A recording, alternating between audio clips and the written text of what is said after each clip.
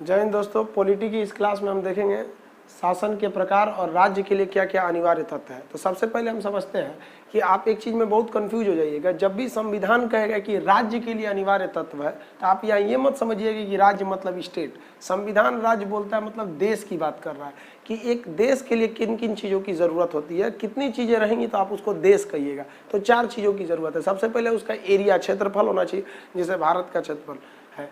उसी तरह उस क्षेत्रफल के बाद उसमें जनसंख्या होनी चाहिए, तो जनसंख्या भी जरूरी है उसके लिए।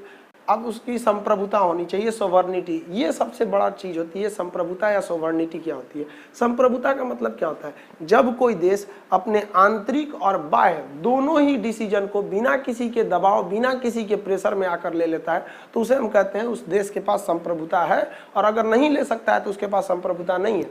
जैसे मोदी जी, हमारे देश के अंदर नोट बदलना था, किसी से परमिशन नहीं लिए, उनके पास आंतरिक संप्रभुता थी। बाहर में सर्जिकल स्ट्राइक किए, एयर स्ट्राइक किए, विदेश में बहुत से समिट में भाग लेते हैं, समझौते करते, बिना किसी से पूछे। कोई उन पर दबाव नहीं बना सकता है। इसका मतलब ये है कि हाँ, हमारे पास संप्रभुता है। भारत की संप्रभुता, अभी क्वेश्चन आएगा कि भारत की संप्रभुता किसके पास है? तो भारत की संप्रभुता संसद के पास होती है। तो आप समझ गए संप्रभुता क्या होती है। अब शासन, हाँ, उस देश के पास शासन भी रहना चाहिए, एक बड़ा सा किसी न किसी के पास शासन। जैसे देश की बात करेंगे तो शासन 2 लोगों के पास है, प्रधानमंत्री रियल रूप में, राष्ट्रपति केवल ऑफिशियली रूप में होता है। तो ये 4 चीज़ों के पास अगर जिनके पास है उन्हें हम राज्य यानी देश कहेंगे। यहाँ राज्य मतलब स्टेट मत समझिएगा। अब बात करते हैं क्या बिहार एक देश है? तो जेन्युइन बात है, आप कहेंगे कि कैसा मजाक वाला क्वेश्चन है, नहीं है। लेकिन चलिए चेक करते हैं। बिहार के पास एरिया है, बिहार की बात जनसंख्या है, बिहार के पास शासन है नीतीश कुमार का वर्तमान समय में। लेकिन क्या बिहार सरकार के पास संप्रभुता है? नहीं है। बिहार सरकार नहीं रोक सकती है केंद्र सरकार के कुछ फैसलों को। जैसे नोट बदला गया, बिहार सरकार के पास संप्रभुता रहती थी, नीतीश कुमार कहते हैं कि मेरा पुराना वाला ही नोट चलेगा। नहीं है, बिहार सरकार के पास संप्रभुता नहीं है, इसलिए बिहार सरकार क्या है? एक राज्य है। तो राज्य और देश में सबसे बड़ा यही डिफरेंस हो जाता है कि देश के पास ये चारों चीजें होती हैं, जबकि स्टेट यानी राज्य के पास संप्रभुता छोड़कर ये तीनों चीजें ही होती हैं। अब बात आती है शासन के प्रकार। अब आप सबसे बड़ा कंफ्यूजन होता है लड़कों को, शासन में कितने प्रकार हो जाते हैं? शासन के बहुत सारे प्रकार आप देखे होंगे। आज हम लोग इसको समझते हैं क्या होता है। जैसे एक आता है राजशाही, एक होती है तानाशाही, एक होता है साम्यवादी जिसे कहते हैं कम्युनिस्ट, एक होता है गणराज्य, गणतंत्र जिसको बोलते हैं गणराज्य, एक होता है लोकतंत्र। अब भारत किस में आता है? संसदात्मक लोकतंत्र, अध्यक्षात्मक लोकतंत्र, प्रत्यक्ष लोकतंत्र, अप्रत्यक्ष लोकतंत्र, संसदात्मक हो गया। फिर उसके बाद आता है आपका संघीय व्यवस्था, एकात्मक व्यवस्था। इन सब के बारे में आज हम लोग डिटेल से चर्चा करते हैं। चलिए देखते हैं। देखिए, दुनिया में अगर आप शासन की बात करिएगा तो ये आपको 5 टाइप के शासन देखने को मिलेंगे। अब हम लोग स्टार्ट करते हैं राजतंत्र से। इसमें आपको थोड़ा बहुत पहले से नॉलेज होगा। राजतंत्र में एक राजा का शासन चलता है, राजा या रानी का शासन चलेगा। अगर आप इसको देखना चाहिए एग्जाम्पल के तौर पे, तो अरब देश जितने होते हैं, ज़्यादातर अरब देश में आज भी राजा का ही शासन है, राजा वहाँ शासन करता है। अगर आप ब्रिटेन की बात करेंगे, यूनाइटेड किंगडम की, तो वहाँ पर भी रानी का शासन है, लेकिन वो नाम मात्र के लिए वहाँ पे राजतंत्र है। तो वो क्या हो गया? मोनार्की। इसमें राजा का शासन चलता है। ये अच्छा भी हो सकता है, खराब भी हो सकता है, ये डिपेंड करता है राजा पर। इस पर जनता का कोई दबाव नहीं रहता है। अब आप बात करेंगे मुगल राज में। भारत में पहले तो राजतंत्र ही चला करते थे। अब आते हैं हम लोग तानाशाही पर। तानाशाही को इंग्लिश में कहते हैं डिक्टेटरशिप। ये क्या होता है? जब कभी देश का सेनापति या ऐसा व्यक्ति जिसके हाथ में सेना रहती है, वो राजा को हटाकर खुद कब्जा कर लेता है, तो उसे हम कहते हैं तानाशाही। तानाशाही सीधे नहीं आती है, तख्ता पलट के बाद तानाशाही आती है। जैसे हमारा पड़ोसी मुल्क पाकिस्तान को देखेंगे, वहाँ पर 1998-99 के दौर में नवाज शरीफ की शासन थी, नवाज शरीफ शासन थी, और सेना प्रमुख उस समय वहाँ के थे जनरल परवेज मुशर्रफ। उन्होंने क्या किया? सरकार को हटा दिया। जब सरकार को हटा दिया जाता है जबरदस्ती, तो उसे कहते हैं तख्ता पलट। तख्ता पलट के बाद पाकिस्तान का शासन चला गया परवेज मुशर्रफ के बाद, और परवेज मुशर्रफ हो गए सैनिक शासक। सैनिक शासकों को हम लोग तानाशाही के नाम से जानते हैं। जैसे आप पुराना पाकिस्तान देख लीजिएगा, वो क्या थे? तानाशाही। अगर आप उत्तरी कोरिया की बात करेंगे तो उत्तरी कोरिया भी क्या है? एक तानाशाह है। अगर आप इराक की बात करेंगे, इराक के सद्दाम हुसैन तानाशाह थे। सीरिया के बशर अल असद तानाशाह थे। आप होस्नी मुबारक मिस्र की बात करिए, तानाशाह थे।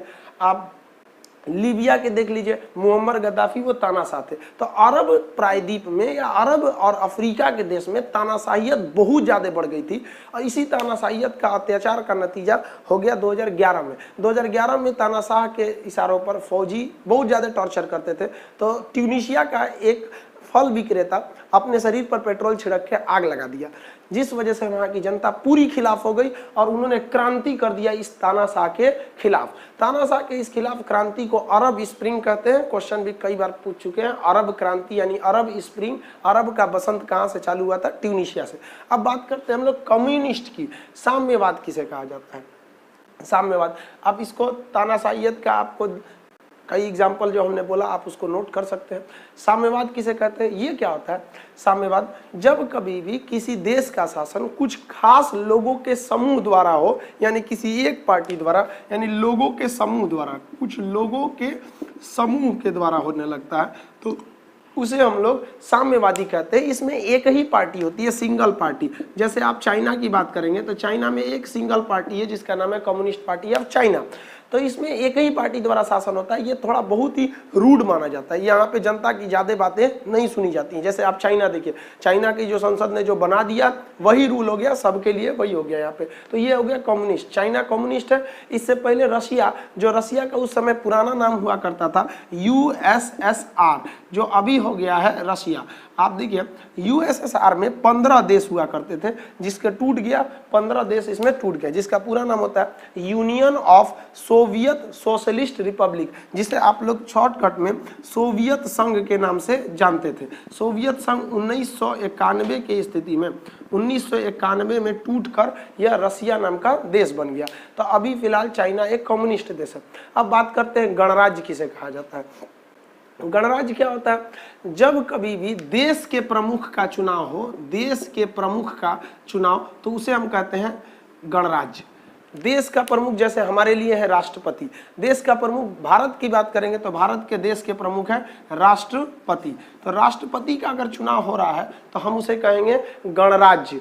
ठीक है। अब लोकतंत्र किसे कहेंगे? तो शासन के प्रमुख का अगर चुनाव होने लगे, शासन के प्रमुख का चुनाव। अब हमारे शासन के प्रमुख कौन है? PM। तो अगर शासन के प्रमुख का चुनाव हो रहा है तो उसे कहेंगे लोकतंत्र। लेकिन देश के प्रमुख का चुनाव होगा तो उसे कहेंगे गणराज्य। गणराज्य में देश के प्रमुख का चुनाव अप्रत्यक्ष होता है, और लोकतंत्र में शासन के प्रमुख का चुनाव प्रत्यक्ष होता है, जैसे हमारे देश में अभी चल रहा है। अब आप कहिएगा तब तो भारत में दोनों है, हमारे देश के प्रमुख राष्ट्रपति हैं उनका भी चुनाव होता है, और हमारे देश के शासन के प्रमुख प्रधानमंत्री हैं उनका भी चुनाव होता है। तब तो हमारा देश दोनों है, एकदम कंफर्म दोनों है। अब हमारे देश की संविधान की प्रस्तावना प्रीएम्बल को पढ़िए। हम भारत के लोग भारत को एक संपूर्ण प्रभुत्व संपन्न समाजवादी पंथ निरपेक्ष एवं लोकतंत्रात्मक गणराज्य बनाने के लिए, यानी भारत लोकतंत्र भी है और गणराज्य भी है। अब इसमें हमको सबसे ज्यादा प्रमुखता से ध्यान देना है लोकतंत्र में, कि लोकतंत्र दो प्रकार के होते हैं, प्रत्यक्ष लोकतंत्र और अप्रत्यक्ष लोकतंत्र। आगे बढ़ेंगे, जब तक आप इसको एक छोटा सा स्क्रीनशॉट ले लीजिए। देखिए अभी हम लोग मेन फोकस करेंगे लोकतंत्र पर। लोकतंत्र किसे कहा जाता है? आप लोग बहुत बचपन में पढ़े होंगे अब्राहम लिंकन के लोकतंत्र का सिद्धांत, government of the people, by the people and for the people. जनता की सरकार, जनता के द्वारा, जनता के लिए, उसी को कहते हैं लोकतंत्र। इसमें जनता का शासन होता है, जनता सीधे चुनाव करती है। अब ये दो तरह का होता है, एक होता है प्रत्यक्ष लोकतंत्र डायरेक्ट डेमोक्रेसी, और एक होता है अप्रत्यक्ष लोकतंत्र इनडायरेक्ट डेमोक्रेसी। क्या होता है समझिए।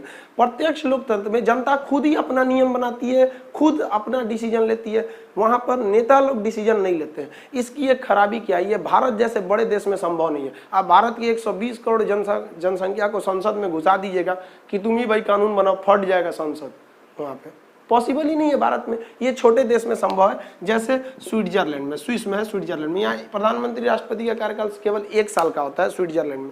स्विट्जरलैंड ये एक प्रत्यक्ष लोकतंत्र है, ये केवल छोटे जनसंख्या और छोटे क्षेत्रफल वाले देश में ही पॉसिबल है। भारत जैसे बड़े देश में ये पॉसिबल ही नहीं है। अब हम आते हैं तो भारत में क्या पॉसिबल है। भारत में जो पॉसिबल है वो अप्रत्यक्ष लोकतंत्र है। क्या होता है अप्रत्यक्ष लोकतंत्र? तो हम लोगों ने क्या किया कि नेता चुनना चालू किया। 10 लाख की आबादी पर एक सांसद चुने, जो अभी लास्ट चरण का मतदान आज हो रहा है, आप देख रहे होंगे। तो ये अप्रत्यक्ष लोकतंत्र क्या होता है, इसमें 10 लाख की आबादी पर एक सांसद चुना जाता है और कहा जाता है कि उस सांसद की आवाज 10 लाख जनसंख्या का आवाज है, इसलिए हमें सांसद अच्छा चुनकर भेजना चाहिए, गलत चुनिएगा गलत कानून बनाएगा। तो 10-10 लाख की आबादी पर सांसद चुनते हैं, इस तरह से लोकसभा में टोटल 545 पहुंचते हैं। ये अलग बात है कि 543 की 545 की 552, वो हम लोग नेक्स्ट वीडियो में उसकी चर्चा करेंगे। तो भारत एक अप्रत्यक्ष लोकतंत्र है, अमेरिका भी एक अप्रत्यक्ष लोकतंत्र, वहां भी सांसद का चुनाव होता है। यानी जितने देश लोकतंत्र हैं और अगर वो एरिया में बड़े हैं तो उनमें अप्रत्यक्ष लोकतंत्र ही होगा, छोटे छोटे नेता चुनेंगे 10 लाख की आबादी पर एक बार और उनको ही 5 साल का कार्यकाल दिया जाएगा। अब अप्रत्यक्ष लोकतंत्र को अगर ध्यान से देखिएगा तो दो तरह से होता है, एक होता है अध्यक्षात्मक, एक होता है संसदीय। अध्यक्षात्मक मतलब क्या होता है कि दो तरह के शासन होते हैं। देखिए अध्यक्षात्मक लोकतंत्र क्या होता है, इसमें औपचारिक यानी मतलब बस ऐसे नाम के लिए, और वास्तविक मतलब रियल शासन दोनों एक ही व्यक्ति के पास होता है, जैसे राष्ट्रपति के पास होता है। जैसे आप बात करेंगे यूएस से डोनाल्ड ट्रंप साहब की, देश के औपचारिक भी वही है, वास्तविक भी वही है, वहां कोई प्रधानमंत्री की जरूरत नहीं है, तो इसे कहते हैं अध्यक्षात्मक लोकतंत्र। अब अध्यक्षात्मक लोकतंत्र कैसा होता है, अप्रत्यक्ष होता है। अब हम बात करते हैं अप्रत्यक्ष की दूसरी कैटेगरी, संसदीय लोकतंत्र क्या होता है। जब औपचारिक के रूप में राष्ट्रपति को दे दीजिएगा कि भैया ये नाम के लिए है, कोई काम हम नहीं है, हमारे राष्ट्रपति का कोई खास काम नहीं होता है, उनको रायसीना की पहाड़ी पर रख दिया जाता है। वास्तविक रूप से देखेंगे तो प्रधानमंत्री होता है। आप देखिए देश में विकास होगा तो प्रधानमंत्री की नाम लिया जाएगा, और विकास नहीं होगा तो गाली भी सुनेंगे तो प्रधानमंत्री ही सुनेंगे। हमारे यहाँ औपचारिक और वास्तविक दोनों अलग अलग है, तो उसे हम क्या कहते हैं, संसदीय लोकतंत्र। अब आप भारत के बारे में सोचिए कि भारत इन कैटेगरी में किस में आता है, तो लोकतंत्र में आता है। अब लोकतंत्र की दो कैटेगरी, प्रत्यक्ष और अप्रत्यक्ष, तो किस में आएगा, अप्रत्यक्ष में। अप्रत्यक्ष में संसदात्मक या अध्यक्षात्मक या संसदात्मक। अब समझिए ध्यान से, संसदात्मक लोकतंत्र हम लोग ब्रिटेन से लाए हैं, और बड़ा दिलचस्प बात यह है कि ब्रिटेन एक साथ राजतंत्र भी है और उसी साथ वह लोकतंत्र में भी है। कैसे, तो ब्रिटेन ने लोकतंत्र की अप्रत्यक्ष प्रणाली को अपनाया, क्योंकि ब्रिटेन जनसंख्या क्षेत्रफल दोनों में बड़ा है। अब उसने अप्रत्यक्ष को अपनाया। अप्रत्यक्ष में उसने क्या किया कि अध्यक्षात्मक नहीं अपनाया, उसने संसदात्मक अपना लिया। अब उसको एक नाम के लिए एक तो पुतला की तरह रखना पड़ेगा, औपचारिक के रूप में जैसे हम लोगों ने राष्ट्रपति को रखा है, और वास्तविक रूप में चुनाव कर देते हैं प्रधानमंत्री को रख दिया। उसने दिमाग लगाया कि वास्तविक शक्ति प्रधानमंत्री को दिया, प्रधानमंत्री का चुनाव करा देता है, और औपचारिक शक्ति उसने क्या कर दिया, अपनी महारानी को दे दिया, यानी आप रहिए औपचारिक के रूप में। तो इंग्लैंड ने बड़ा सुंदरता से लोकतंत्र के अंदर ही एक राजतंत्र का गठन कर दिया है, और उनकी महारानी औपचारिक प्रमुख होती हैं जो कुछ भी नहीं कर सकती। आपको एक बात जान के ताज्जुब होगा कि ऑस्ट्रेलिया की महारानी वही है जो ब्रिटेन की महारानी है। ये बीपीएससी में भी क्वेश्चन पूछ चुका है। आगे बढ़ते हैं हम लोग संसदीय लोकतंत्र में। अगला क्वेश्चन क्या कहेगा, संसदीय लोकतंत्र में कार्यपालिका किसके अधीन होती है। अब ये बड़ा अजीब सा क्वेश्चन आता है, कार्यपालिका क्या है, व्यवस्थापिका क्या है, ब्यूरोक्रेसी क्या है, लाल फीताशाही क्या होता है, इसको हम लोग समझेंगे। तब तक के लिए आप इसको एक छोटा सा स्क्रीनशॉट ले लीजिए। अब देखिए लोकतंत्र जिसके बारे में हम आपको पूरा डिटेल से बताएं, वो किसी 4 चीज पर ही चलता है। सबसे पहला चीज क्या होती है, विधायिका, इंग्लिश में कहते हैं लेजिस्लेटिव। इनका काम क्या होता है, ये देश के लिए कानून बनाते हैं और राज्य के लिए भी कानून बनाते हैं। देश के लिए कानून एमपी यानी सांसद लोग मिलकर बनाते हैं, राज्य के लिए कानून एमएलए यानी विधायक लोग मिलकर बनाते हैं। उनका काम खत्म, बस कानून बना देना है। जैसे जीएसटी एक कानून है, भूमि अधिग्रहण बिल क्या है। अब जैसे जीएसटी बहुत लोग को समझ में नहीं आता है। हमसे पूछिए, अगर हम कहें तो हिंदुस्तान में 2 चीज किसी को समझ में नहीं आता है आज तक, अपनी पत्नी का दिमाग और जीएसटी। ये जल्दी समझ में नहीं आता है किसी को। इस पे हम एक वीडियो लाएंगे दोनों पे समझाने के लिए। आगे देखते हैं कार्यपालिका क्या होती है। अब समझ में आ गया आप लोग को, विधायिका समझ में आ गया। इनका काम क्या है, कानून बना देना, लागू करना काम नहीं है। इनका कानून बन गया, काम खत्म हो गया। अब अगला समझते हैं कार्यपालिका या व्यवस्थापिका क्या होती है। इनका काम क्या है कि विधायिका द्वारा बनाए गए कानून को जनता तक लागू कराना, वो काम होता है आपका कार्यपालिका यानी व्यवस्थापिका का, एग्जीक्यूटिव का। इसमें मंत्री आते हैं लोग, मंत्री खुद कहाँ कहाँ जा सकते हैं, इसलिए वो अधिकारियों को नियुक्त कर देते हैं। अधिकारी के नीचे छोटे अधिकारी पदाधिकारी हो जाते हैं, फिर उनके नीचे छोटे ऑफिसर सब हो जाते हैं, जैसे DM, SP, commissioner, income tax officer. ये सब किस में आ जाते हैं, एग्जीक्यूटिव यानी कार्यपालिका का।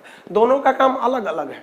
अब बात आती है न्यायपालिका का काम क्या होता है। अगर विधायिका द्वारा बनाए गए कानून को कार्यपालिका लागू करा रही है और कोई उसको नहीं मान रहा है, जैसे विधायिका ने जीएसटी नियम पारित कर दिया और यहाँ अधिकारी, इनकम टैक्स के अधिकारी और मंत्री मिलकर जीएसटी को लागू कराना चाहते हैं, कोई नहीं मान रहा है जीएसटी, तो फिर उसको सजा देने का काम न्यायपालिका यानी जुडिशरी का होता है। इसके अंतर्गत कोर्ट आते हैं लोग यहाँ पे। तो ये 3 स्तंभ हो गए। सबसे प्रमुख स्तंभ होता है पत्रकारिता यानी मीडिया।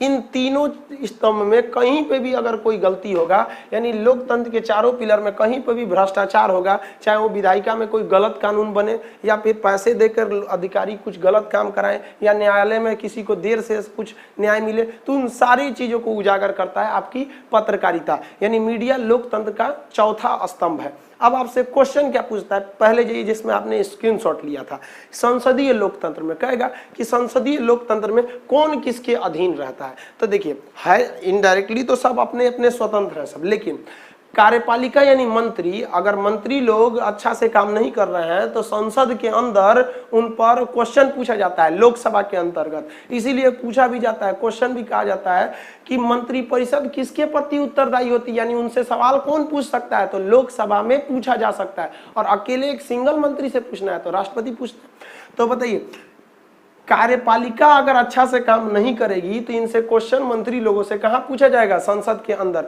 इसका मतलब यही हुआ कि संसदीय लोकतंत्र में कार्यपालिका विधायिका के अधीन होती है। यानी अगर आप सिंपली अगर ऐसे बात करेंगे तो ये इसको मान लीजिए विधायिका अगर इस बार को मानते हैं तो विधायिका के अंदर कौन होता है, कार्यपालिका। ये संसदीय लोकतंत्र में होता है, ये आपसे क्वेश्चन पूछे जाते हैं। तो उम्मीद करते हैं ये चारों समझ गए होंगे आप लोग। इसका एक छोटा सा स्क्रीनशॉट लीजिए।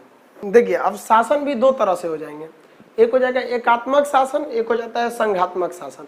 एकात्मक शासन किसे कहा जाता है, वैसा शासन जिसमें देश और राज्य दोनों एक ही व्यक्ति के हाथ में हो, दोनों एक ही जगह पे हो, एक ही जगह से शासन किया जाता होगा, देश और राज्य दोनों का, तो उसे हम लोग कहते हैं एकात्मक व्यवस्था। जैसे ब्रिटेन यानी यूनाइटेड किंगडम में एकात्मक व्यवस्था है, जबकि भारत में देखिएगा एकात्मक नहीं है। भारत में देश में प्रधानमंत्री होते हैं, राज्य में मुख्यमंत्री होते हैं, दोनों अपना शासन पैरेलल करते रहते हैं सब।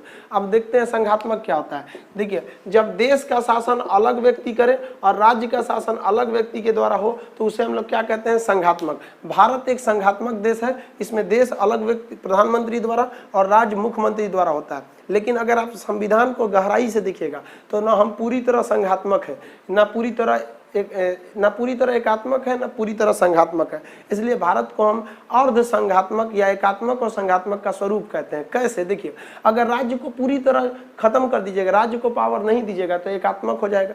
लेकिन बहुत से जगह भारत में एकात्मक के गुण को लिया गया। जैसे राज्य का कोई कानून तब तक कानून नहीं बनेगा जब तक राज्यपाल साइन न कर दे, और राज्यपाल प्रधानमंत्री भेजा रहता है उनको, यानी कि इनडायरेक्टली राज्यपाल के हाथ में आ गया है राज्य। तो एक तरह से ये एकात्मक के गुण को दिखा रहा है। देश के लिए कानून यानी एकहरी न्यायपालिका है, संसद में जो कानून बन गया वही सुप्रीम कोर्ट उसको लागू कराएगा, हाई कोर्ट लागू कराएगा, राज्य उसमें कुछ नहीं कर सकता है। यानी भारत संघात्मक है लेकिन 80% संघात्मक है। एकात्मक के बहुत से गुण को ले लिया गया है, अर्थात राज्यों के शक्ति को कम कर दिया गया। अगर आप आपातकाल की बात करेंगे तो आपातकाल में देश संघात्मक न होकर एकात्मक हो जाता है, राज्य की सारी शक्तियां छीन ली जाती हैं। अब बात करेंगे तो भारत एकात्मक या संघात्मक, तो हमारा भारत दोनों का मिश्रण है। ऐसा क्यों, तो संविधान निर्माताएं जब संविधान को बना रहे थे तो संविधान बनाते समय उन्होंने एकात्मक और संघात्मक को नहीं ध्यान रखा, देश हित को ध्यान रखा। जहां देश के लिए संघात्मक जरूरी था उन्होंने संघात्मक को लिया, जहां देश के लिए एकात्मक जरूरी था उन्होंने एकात्मक को लिया, न कि वो संघात्मक और एकात्मक को करते रहे। और वाकई उन लोगों ने देश के संविधान को सबसे जबरदस्त संविधान बना दिया। आज के इस वीडियो में हम लोग इतना ही देखते हैं, मिलते हैं हम लोग नेक्स्ट वीडियो के साथ, तब तक के लिए जय हिंद।